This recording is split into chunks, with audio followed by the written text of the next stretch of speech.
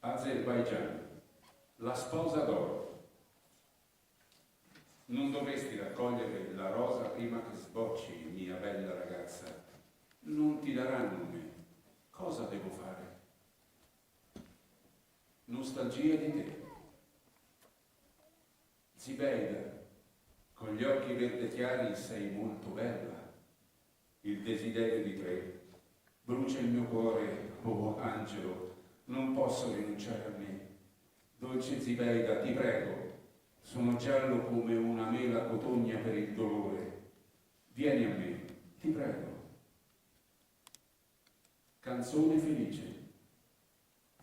I giorni passati con la mia gente sono belli e gioiosi. Tutti fanno dolci auguri che riempiono il cuore. Dopo la vittoria, le nostre città e villaggi diventano più belli. Abbiamo giorni migliori davanti a noi. Cantano Rza Khosrowzade, Akshin Kudaberdiev.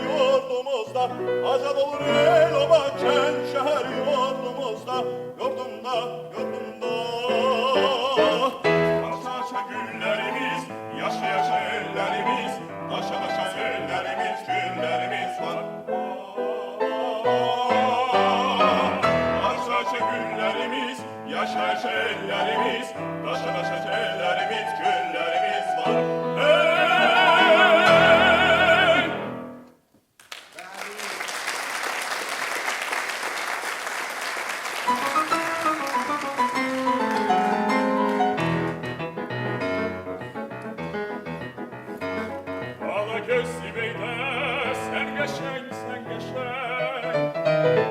Esnetin kalbimi yandırır ay melek. Ala göz Zibeyde, sen geçen, sen geçen. Esnetin kalbimi yandırır ay melek. Seninle hicre dözmerem, senden ben elin yüzmerem. Ama göz şirin söz Zibeyde, ben sana yalvarıram. Derdine eyvah el saraldım, gelmene yalvarıram. Ama göz şirin söz Zibeyde, ben sana yalvarıram. Derdine eyvah el saraldım, gelmene yalvarıram.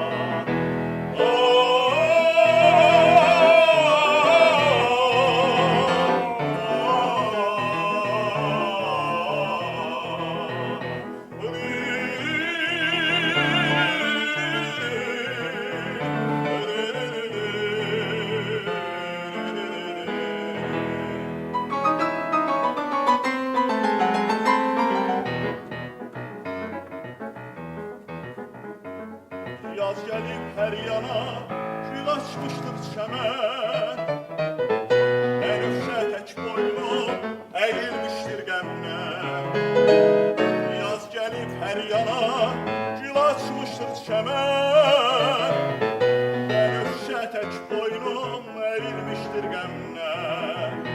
Sevilme hicrine bezmerem, senden ben yüzmerem.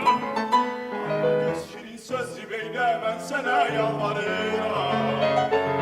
Derdine eyvah tek saraldım, gelmene yalvarıram. Al göz şirin söz